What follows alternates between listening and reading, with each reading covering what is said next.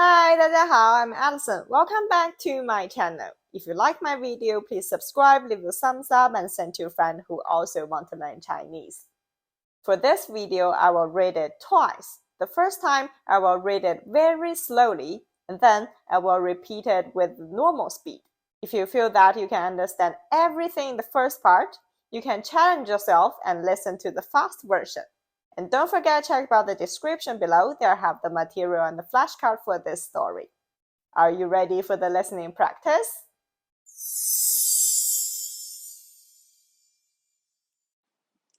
小张早上7点起床，他先去厕所洗脸、刷牙。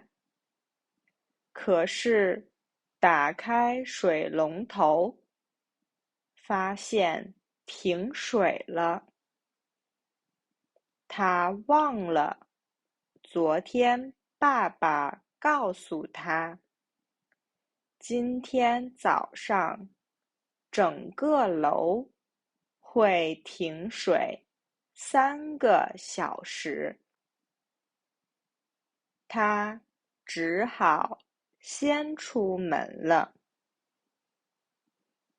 他今天要去他的朋友家。他朋友的家离他家不太远，所以他打算骑车去。从他家骑车到他朋友家只要15分钟。快到朋友家的时候，他的车胎突然没气了。他下来看了看，发现刚才有一个小钉子把他的车胎扎了一个小孔，所以漏气了。他只好给他的朋友打电话，问他附近有没有修自行车的地方。小张的朋友让他在那儿等一下，他带小张去修自行车。小张的朋友来了以后，他们一起去了修自行车的地方。老板告诉他们，要等20分钟，所以他们打算去附近逛一逛。20分钟以后再来拿自行车。自行车修好了以后，他们2个一起回了小张的朋友家。他们一起玩了游戏，看了电影，还一起吃了晚饭。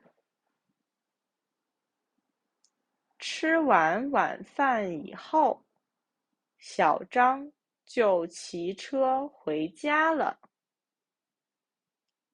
到了家门口，小张发现他把钥匙忘在了朋友家。还好，他的爸爸妈妈已经回家了，可以给他开门。回到家里，小张给朋友打电话，让他明天去学校的时候把钥匙带给他。小张和他的朋友说：“今天我太倒霉了。”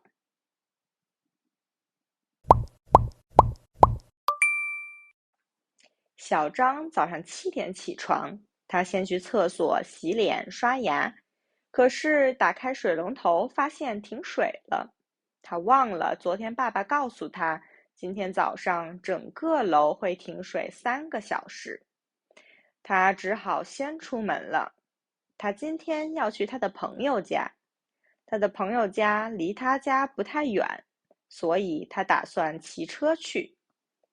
从他家骑车到他的朋友家只要15分钟。快到朋友家的时候，他的车胎突然没气了。他下来看了看，发现刚才有一个小钉子把他的车胎扎了一个小孔，所以漏气了。他只好给他的朋友打电话，问他附近有没有修自行车的地方。小张的朋友让他在那儿等一下，他带小张去修自行车。小张的朋友来了以后，他们一起去了修自行车的地方。老板告诉他们要等20分钟，所以他们打算去附近逛一逛，20分钟以后再来拿自行车。自行车修好了以后，他们2个一起回了小张的朋友家。他们一起玩了游戏，看了电影，还一起吃了晚饭。吃完晚饭以后，小张就骑车回家了。到家门口，小张发现他把钥匙忘在了朋友家。还好他的爸爸妈妈已经回家了，可以给他开门。回到家里，小张给朋友打电话，让他明天去学校的时候把钥匙带给他。小张和他的朋友说：“今天我真的太倒霉了。”